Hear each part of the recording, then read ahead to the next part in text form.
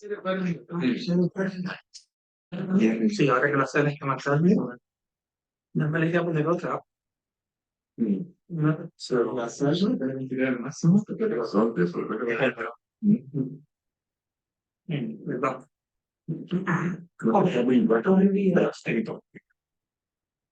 Muy buenos tardes, bienvenidos a todos al seminario de investigación del Departamento de Ingeniería Industrial y Servicios de Organización Operativa.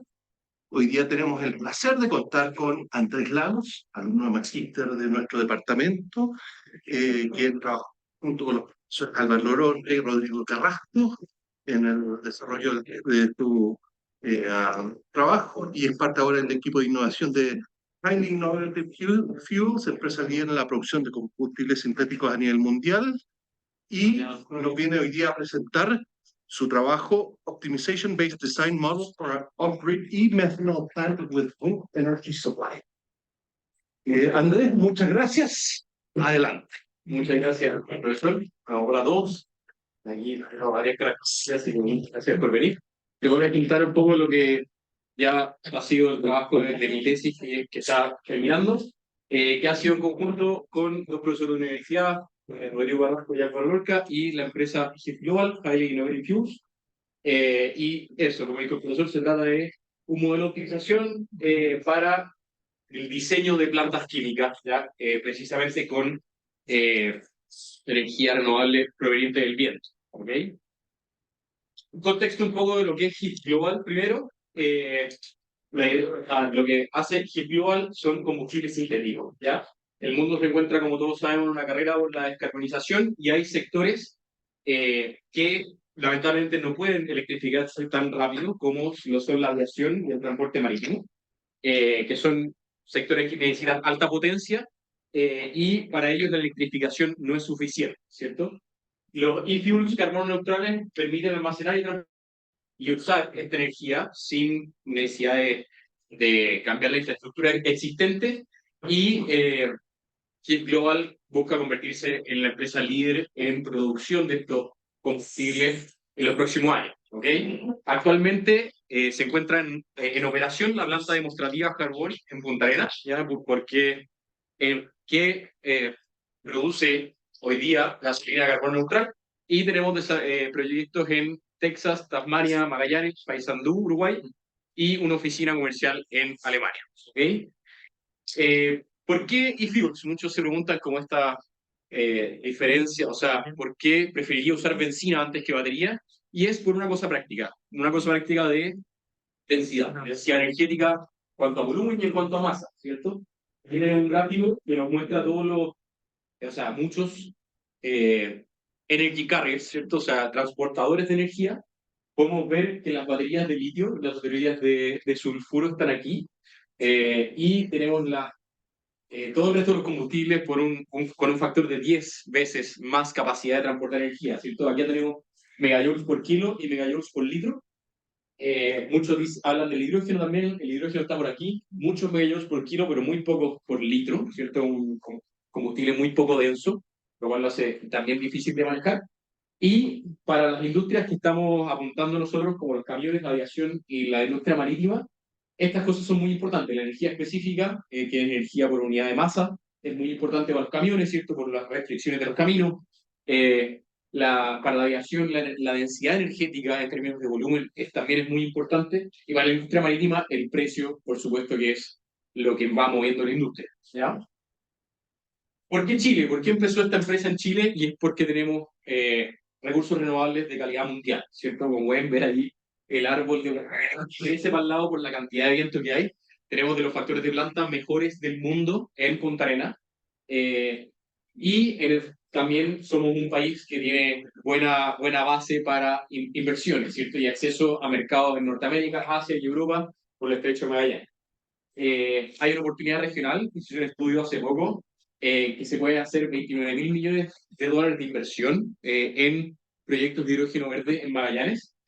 Cuando hablamos de hidrógeno verde, ojo, que estamos hablando siempre, estamos hablando la mayoría de las veces no de producción y exportación de hidrógeno como tal, sino de distintos carriers que pasan por hidrógeno, como son los combustibles que nosotros producimos, ¿cierto? Primero hacemos hidrógeno y después lo combinamos con dióxido de carbono o con nitrógeno para formar amoníaco, por ejemplo. Hay distintas maneras más estables de transportar esta energía, ¿ya? Este estudio también dice que podría haber una reducción de 46% de emisiones de gases de efecto invernadero en Chile, ¿ya? Como para mostrarles un poco la planta demostrativa que tiene GIF, se invirtieron 74 millones de dólares, tiene una área chiquitita, es solo una turbina de 3,4 megawatts, pero ¿cuál es la gracia? Que muestra que esto es posible, ya que no es una cosa loca, sino que el proceso físico existe, que en el fondo lo podemos hacer y también estamos aprendiendo un montón sobre los distintos procesos, cómo se pueden variar, ¿cierto? Cómo cambian las eficiencias dependiendo de la carga, etc. ¿Ya? Hay una foto bonita de la planta Carboni, es impresionante, muy entretenida. Y vamos a lo que nos convoca, ¿cierto? El proceso que queremos optimizar, ¿ya?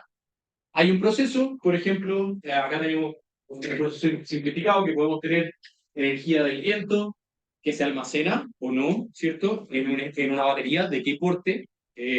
Después esa energía a un electrolizador que hace hidrógeno, ¿cierto? Este hidrógeno pasa por compresores, también se almacena en un estanque. Después se mezcla con CO2, que puede provenir de distintas fuentes, y hace una síntesis de metanol, se guarda en un estanque de metanol y después se exporta. La pregunta acá, y en lo que yo me centro, y todas estas líneas punteadas, que es lo que, para qué están ahí, es para decir que no están determinados los tamaños de estas cosas, ¿cierto? Para un cierto parque eólico. ¿Qué tan grande va a ser el electrolizador? ¿Qué tan grande el tanque de hidrógeno? ¿Qué tan grande los distintos componentes con qué capacidades van a operar? ¿Ya? ¿Y cuáles son los desafíos y restricciones específicos de esta industria de los combustibles sintéticos? En primer lugar, el aumento de los costos es no lineal para muchos componentes, ¿ya? Es decir, por el doble de electrolizadores no necesariamente va a costar el doble, sino que cuesta elevado 0,6, ¿ya? Que no solo es no lineal, es no convexo, ¿ya? Eh, y eso es estándar en la industria química para muchos procesos, ¿ya? Como en la literatura se ha visto que en el fondo se ocupa esta aproximación, obviamente en el momento, o sea, es solo una aproximación, pero aún así es una aproximación que no es lineal, ¿ya? Después tenemos el problema de las restricciones de rampa. Hay componentes como la síntesis de metanol que pueden variar solo 5% cada hora, ¿cierto? Las tengo que mantener en el fondo parejito a lo largo de toda la operación. Y el viento, como sabemos, no es para nada parejito, ¿cierto? Varía de una hora a otra un montón, ¿ya? La eficiencia también depende de la tasa de operación. Si yo opero al 100% un componente, un proceso, la eficiencia es distinta que si yo opero al 20%. Y otro problema grande que tenemos es que el diseño óptimo es para la operación óptima. O sea, si yo sé el futuro exactamente, todo lo que va a pasar en el año, sé exactamente de qué porte va a ser, pero no necesariamente voy a poder replicar esa operación cuando yo no sé el futuro o tengo un par de horas nomás de predicción, ¿ya? Entonces, ¿cómo modelamos el sistema? El sistema se modeló de manera abstracta en el fondo, con cuatro partes, o sea, no, tres partes en realidad. Una parte que es la central, los commodities, ¿ya? Que en el caso específico de este proceso, del que se estudió acá, eran el CO2, la electricidad, el hidrógeno de baja presión, alta presión, el metanol crudo y el metanol destilado, ¿ya? Los commodities pueden ser cualquier cosa que tiene que estar balanceada. Puede haber un commodity de oxígeno, un commodity de agua, cualquier cosa que tenga que estar balanceada es un commodity. Después tenemos los procesos, que son cosas que pescan uno o más commodities y dan uno o más commodities. Por ejemplo, la síntesis de metanol, que es más complicado que tenemos acá, toma CO2, electricidad y hidrógeno a alta presión, y da metanol crudo, ¿cierto? Todo esto con ciertas eficiencias, dependiendo de su carga, etc. Y por acá tenemos los inputs, outputs y almacenamiento, ¿ya? Un input puede ser el parque eólico, por ejemplo. Es un input porque nos da energía, ¿cierto? El wind park es un input de electricidad. Ya cada input está asociado solo a una commodity, igual que cada output, y cada almacenamiento también está asociado a una sola commodity. Por ejemplo, puede ser las baterías o el tanque de hidrógeno, etc. Entonces, cada uno de estos para que se hagan una idea, cada commodity se refleja en un balance, al final, un balance del modelo, una ecuación de balance, cada proceso en una variable por cada momento del tiempo, igual que cada input, output y los almacenamientos tienen tres variables, una que es el output, el input y otra que es el nivel de cada momento, ¿ya? El costo de inversión es cuasi convexo, y en el fondo ese es uno de los problemas grandotes que tiene GIF en este momento, porque todos los modelos que existen para este tipo de problema, este problema ya está solucionado para la parte eléctrica, ¿cierto? Para sistemas de potencia es un problema requete estudiado, pero para procesos químicos no tanto, ¿cierto? Entonces, la idea es un poco juntar estos dos mundos de la industria de potencia con la industria química y poder atacar el problema de la escala no convexa de los procesos, ¿ya? En el fondo yo instalo más y no me cuesta el doble, sino que cuesta el doble elevado a 0,6, por ejemplo. Ya, hicimos una revisión de literatura, ¿ya? ¿Cuáles son las herramientas que actualmente se ocupan en la industria que atacan estos problemas? Y encontramos varias, ¿cierto? En particular estas cinco eran las que más se acercaban a lo que queremos, que por lo menos pueden pescar dos o más commodities, ¿ya? Las más interesantes fueron Fine y URBS, ¿ya? Esas dos que en el fondo tienen solucionado, entre comillas, todas estas restricciones. La restricción de rampa, la carga mínima. eh, Estas dos que se ven acá, las negras, en el fondo tienen la opción de un costo fijo más lineal después para aproximar este crecimiento. Eh, y bueno, minimum downtime, esta es la restricción que me dice que si apago un componente tengo que mantenerlo apagado, no sé, 10 horas, una cosa así, que es bastante usual para componentes delicados. Y otra que era difícil de encontrar en las commodity revenues. En el fondo, yo le pongo un precio al metanol que vendo y el modelo decide cuándo y cómo vende, ¿ya? La idea es en el fondo que el modelo sea capaz de atacar todos estos desafíos, ¿cierto? De incorporarlo y al mismo tiempo como que ser específico para esta industria. Muchos de estos modelos estaban hechos para grandes redes eléctricas, ¿cierto? Entonces no se portan bien cuando uno los aplica solo a una ubicación, ¿ya? Nosotros, eso es otra cosa que el modelo hace, que no está hecho para más de una ubicación, sino que para una ubicación no tiene transporte, ¿ya? Es todo off-grid, es una isla, ¿ya?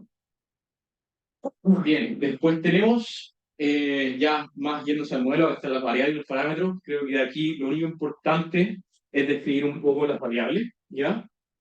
Para cada, o sea, estas X son los flujos de los inputs, de los outputs y de los procesos. ¿Ya? Los procesos, en el fondo, esta X no es un porcentaje del total, sino cuántos kilos por minuto de metanol que se produce, por ejemplo. ¿Ya? Por hora o megawatt que tiene el electrolizador, etc. ¿Ya? Esas son las variables X.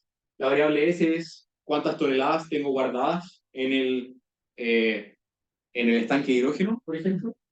Las X out y in también es cuánto entra y cuánto sale del estanque, ¿ya?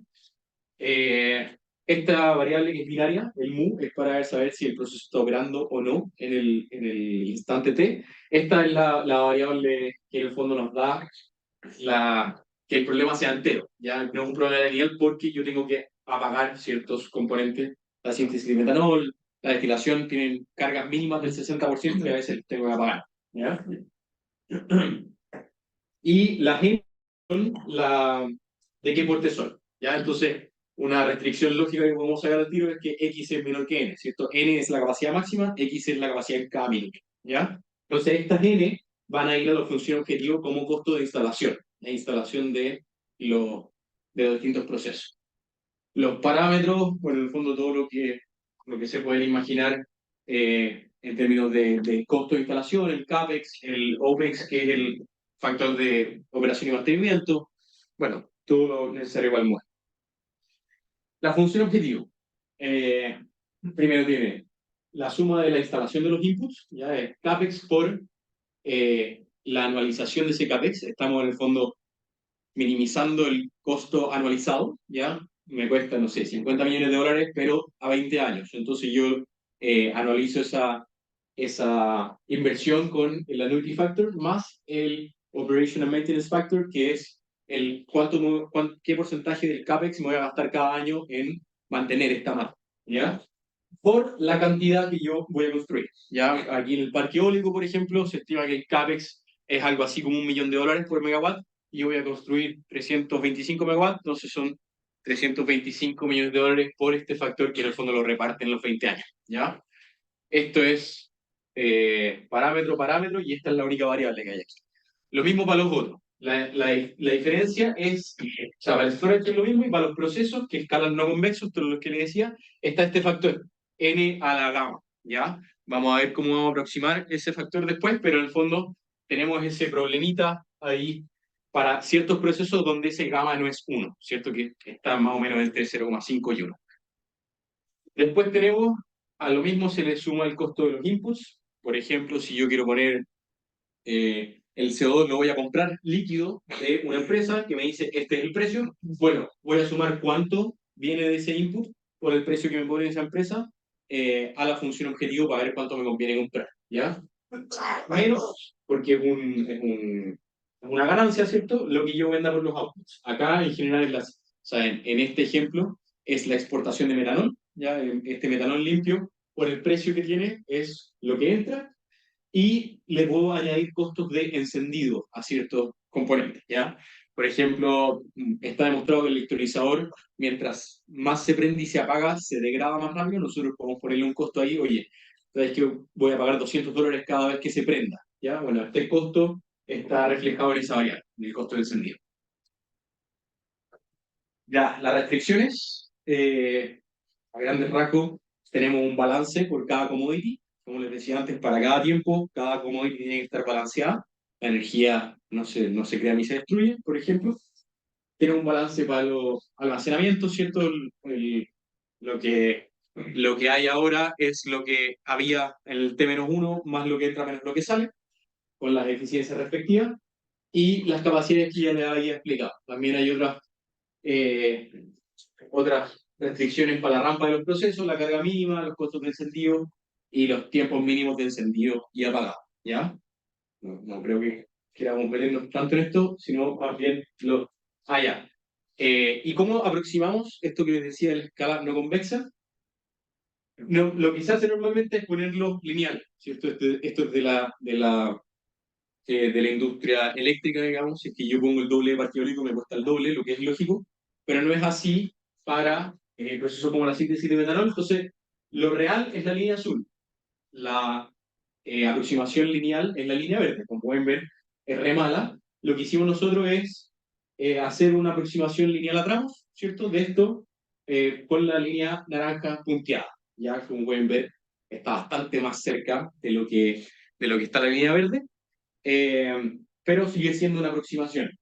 La gracia de esto es que añade 10 variables binarias, 10 en este caso porque se partió en 10, pero son solo 10, no son 10 por t, ¿cierto? Porque se le añade solo al diseño, no se le añade a cada momento de operación, sino que solo al diseño se le añade esas 10 variables binarias, por lo tanto el modelo no crece tanto, ¿ya?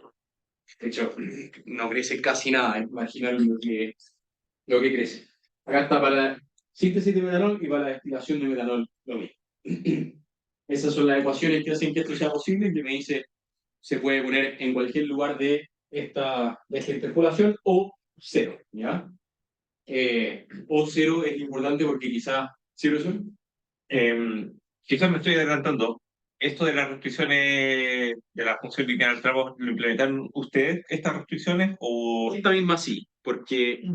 O no sé, después, O la o saqué. sea, digamos, por hoy, algo así, para después resolver el problema. Sí, se usa un solver. En el fondo nosotros implementamos todo esto en Payomu, y después se usa el solver que uno quiera. Ya, como el comentario nuevo, que hay formulaciones para este tipo de funciones que usan una cantidad logarítmica de variables binarias. Sí, funciona. Ya. Desarrollado por un chileno. Sí, sí. Vilma, ¿cómo se llama? Sí, Pablo Vilma. Sí. Y se supone que funciona súper bien, qué sé yo, y en particular en Guroi ya eran implementadas. ¿En serio? Ya, Pero es interno del buró, entonces si lo llama red de Payomos probablemente no. claro. Y es logarítmico en términos de que, o sea, La logarítmico. cantidad de tramos. Ah, Si perfecto. tú tienes K tramos, requiere algo así como logaritmo en base 2 de K, variable binaria. Eso, como comentario para decir lo que es mirar después. Ya. Bueno, muchas gracias por el comentario. Bueno, esa es la implementación que hicimos nosotros. Y ya ahora aplicarlo a un caso de estudio. Ya nosotros, como les dije, GIF ya tiene un proyecto grande de parque eólico con síntesis de metanol en Punta Arenas. Y la idea, nosotros tomamos datos públicos que podamos aplicar a ese caso eh, con las mismas máquinas que quiere instalar GIF, ¿ya? Los componentes son esos que pueden ver, el parque eólico, el electrolizador, la unidad de direct capture de dióxido de carbono, estamos captando dióxido de carbono del aire, la síntesis de metanol, destilación y baterías con capacidad y potencia, almacenamiento de hidrógeno, CO2 y metanol crudo, ¿ya? Ahí están todos los costos de inversión, los costos de mantenimiento, y como pueden ver, el único componente al que se le aplicó esta escala no lineal es la síntesis y destilación de metanol, que escala con exponente 0,6 y le pusimos 10 tramos, ¿ya? Eh, Después, ya, los resultados del modelo. ¿Qué es lo que da este modelo? Para que se hagan una idea. Esta es son 5 días de operación óptima, ¿ya? En verano, que hay harto viento. Y como pueden ver, este es el power input, o sea, lo que entra al sistema. Lo azul es lo que da el parque eólico y rojo es lo que nos da la batería. Como pueden ver acá, que me quedo sin viento, la batería se pone con 3 o 5 megawatts, que es lo necesario para mantener la destilación y síntesis de metanol, que es el único proceso que no se puede apagar, ¿cierto? Que apagarlo es muy caro. El modelo decide, de hecho, nunca apagar la destilación de metanol, ¿ya? Decide mantenerla a a su capacidad mínima, que es el 60%, ¿ya? Esta síntesis, o sea, en el fondo, aquí podemos ver cuándo entra la batería y cuándo no, y acá podemos ver qué es lo que prende y lo que apaga. Lo azul aquí es el electrolizador. El electrolizador es el que es más flexible y el que es más grande. Entonces, la mayoría de la potencia que entra al sistema se va en el electrolizador, que es el fondo el que se come la gran mayoría de la variabilidad del viento, ¿ya? Acá tenemos los niveles de los distintos almacenamientos. Como pueden ver, en azul está la batería, y la batería varía en estos 5 días bastante. Sube al 100, baja a 0, sube al 60%, baja. En el fondo, la batería se encarga de tener backup para algunas horas, ¿cierto? Acá podemos ver, esos son 10 horas, hay 20 horas, es lo máximo que se encarga la batería de cubrir. Igual que el almacenamiento de hidrógeno, también sube y baja, o sea, almacena a lo más 1 o 2 días, ¿ya? No así el almacenamiento de CO2 ni de metanol crudo, que son estacionales. Ya se puede, en un gráfico más grande, en el fondo se ve como en verano se guarda un montón de CO2 porque hay más potencia disponible del parque eólico, y después todo ese CO2 se ocupa en invierno, y la captura de CO2 no es tan grande en invierno como en verano, ¿ya? Lo mismo tenemos para invierno, como les dije, se apaga harto más la captura de CO2, ya en invierno hay menos viento, entonces la operación es distinta, y como pueden ver, el CO2 ya está, esto es el final del invierno, entonces estamos a tope al mínimo de almacenamiento de CO2, ¿ya? Eso sobre la operación, para que cachen más o menos cómo opera, o qué es lo que encuentra este modelo. Y después tenemos el desempeño computacional, cómo se compara esta herramienta respecto de respecto de estas otras que les mostré al principio. La que pescamos fue Fine, que es como la que tenía más capacidades. Y aquí en el gráfico de la izquierda pueden ver la comparación de esta herramienta, que la llamamos PTXD, Power to X Design, que es la línea naranja, respecto de la azul. Entonces, ¿qué se hizo? Se hizo para 24 horas, las dos herramientas que optimizaran durante un año, 24 horas, 24 horas, 24 horas, como todos las ventanas posibles de 24 horas. Después, para la otra herramienta, después 48. Así, para todas, en el fondo, para las dos herramientas, 48 horas a lo largo de todo el año, y se tomaron los promedios, que es como qué tan rápidos son. como pueden ver, Fine le dio hasta 768 horas, que son 32 días. Cuando traté con 64 días, ya no pudo resolver en menos de 48 horas, o sea, estuvo 48 horas corriendo y no lo logró. En cambio, la herramienta nuestra, para el año completo, se demoró o sea, el más rápido fue 1 hora y media, el más lento 15 horas, algo así, ¿cierto? Es capaz de pescar todo el año y optimizarlo bastante más rápido que Fine. Fine estuvo corriendo una semana entera para el año completo en un computador externo, tampoco pudo hacerlo, ¿sí? Consulta, ¿estas herramientas también están basadas como en optimización o es un algoritmo específico? Es optimización, o sea, la idea es que optimiza el mismo problema. No tiene las mismas capacidades, pero optimiza lo mismo. Y bueno, no lo logra más de 30 días, ¿cierto? O sea, de hecho, todo el resto de los experimentos se hicieron con 30 días y Fine se demoraba 4 horas, 5 horas, y más que eso no es capaz de manejar, ¿ya? Eso es comparación de nuestra herramienta con Fine. Y después, estos dos son para nuestra herramienta con distintos inputs y distintos solvers. Acá pueden ver distintos inputs en la del medio. La línea verde de acá abajo es cuando le hago que el modelo sea completamente lineal, o sea, le digo que no tienen cargas mínimas los componentes, ¿cierto? Que puede cargar y descargar como quiera. Y obviamente es más rápido porque no es un problema entero, ¿ya? Las líneas azules y naranjas son cuando le aplico la escalada no lineal y cuando no la aplico, ¿ya? Como pueden ver, van bien juntas y la diferencia no es significativa. O sea, si yo ploteo las barras de error acá, se traslapan unas con otras y son casi iguales, lo que es esperable porque se añaden solo 10 variables 20, porque son dos, pero se añaden solo 20 variables al problema en comparación con el porte que tiene, que son 8760 por 4 procesos que en el fondo tienen variables finales, ¿ya? Eso es respecto a los inputs. Y acá tenemos comparación de Solver, como decía el profesor Kurobi, versus CBC, que es el otro que probamos, que en el fondo está especializado o sea, que es el único que nos logró dar buen input en un tiempo razonable.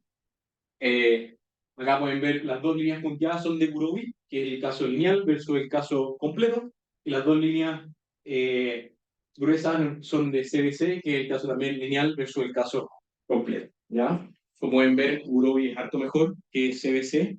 Eso es lo que me pidieron de la empresa que les mostrara, y yo como, oye, Kurobi es mucho mejor. No, no es tan... Ya, es evidente mucho mejor, vale la pena comprarlo, así que eso, cuando usen Kurobi. Es sobre el desempeño computacional. Auspiciado, auspiciado.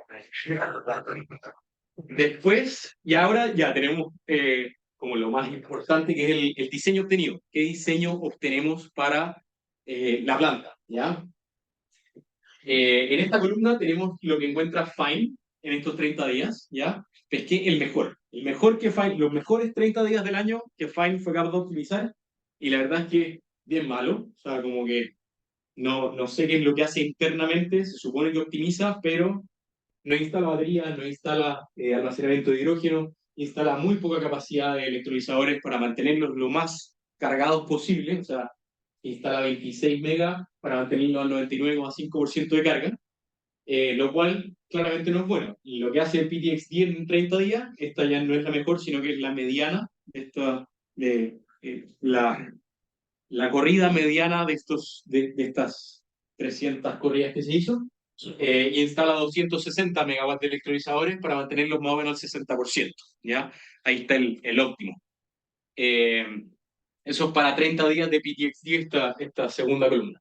Y después, todas estas 4 columnas que quedan son año completo. Una es con escala lineal de componentes y otra es con esta escala no convexa, para ver un poco la diferencia. La verdad es que la diferencia no es mucha, ¿ya? Como pueden ver, estos dos componentes, que son la única diferencia, uno pasa de 13,6 a 15,7 y otro de 46,9 a 53,4.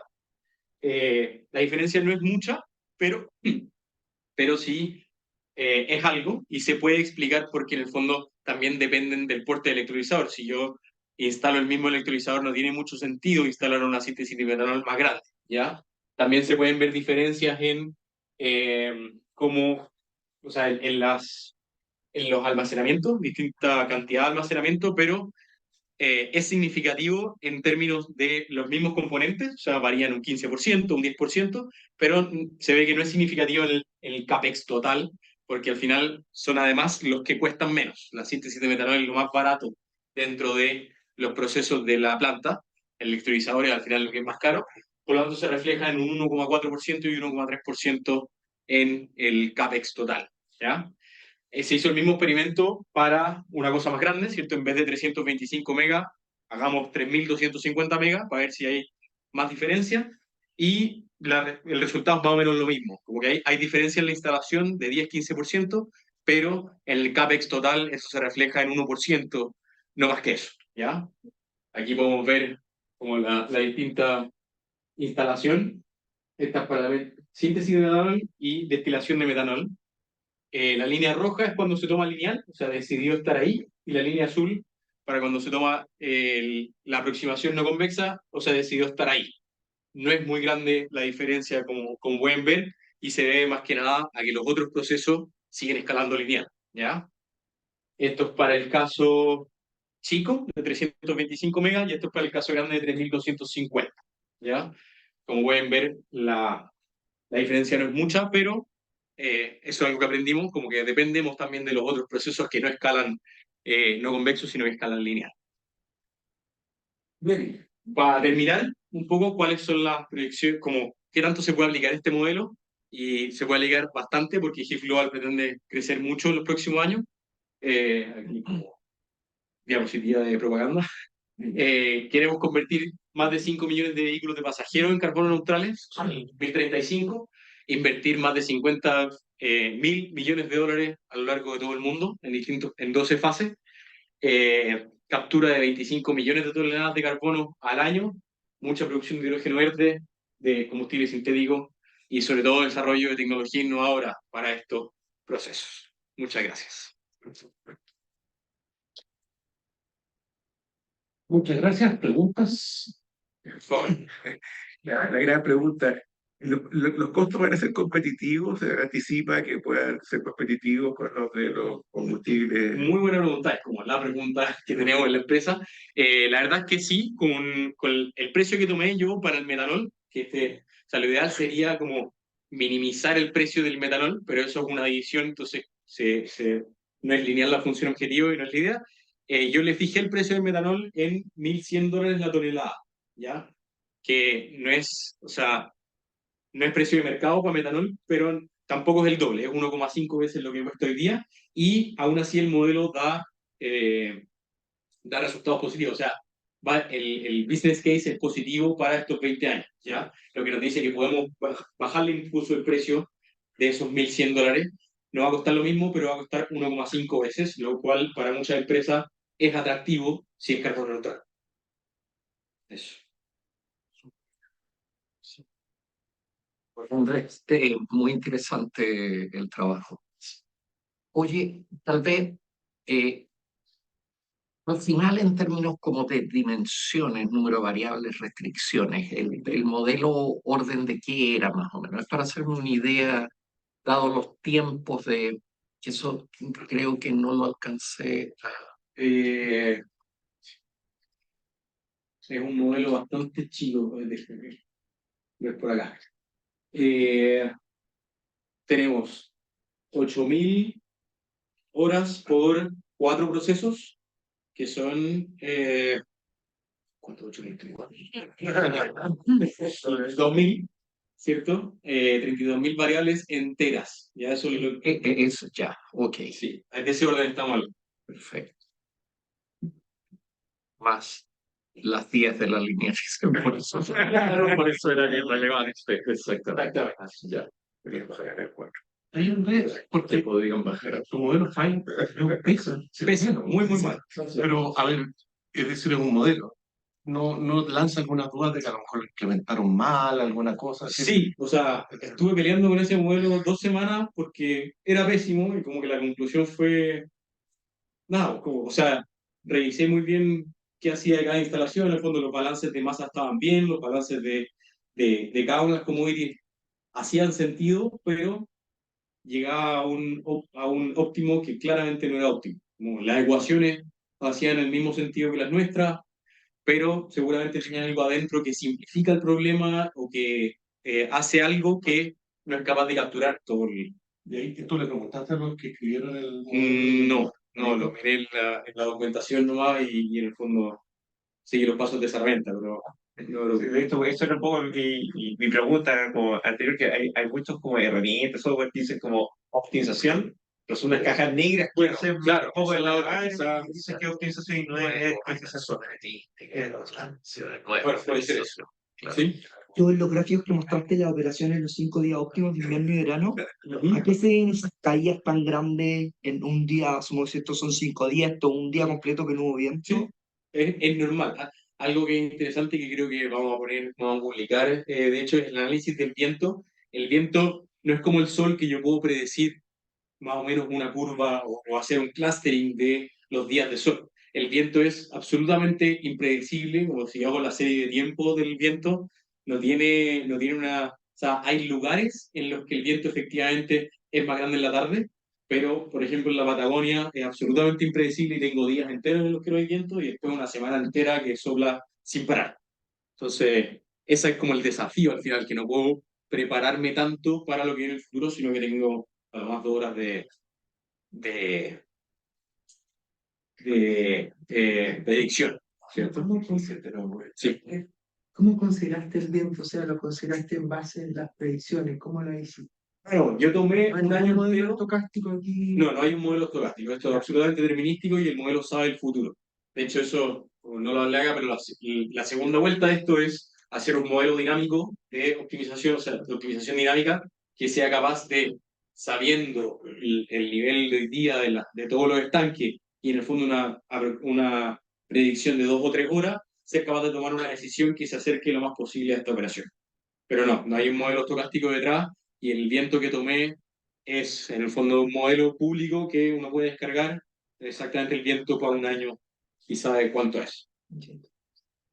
Ahí uno le puede poner como el tipo de turbina, con la potencia nominal, etcétera, y da el total. Súper. Muchas gracias, Andrés. Felicitaciones. Gracias y los invitamos, ahí vamos a estar avisando el próximo seminario. Muchas gracias a todos por asistir. Nos vemos. Gracias por estar.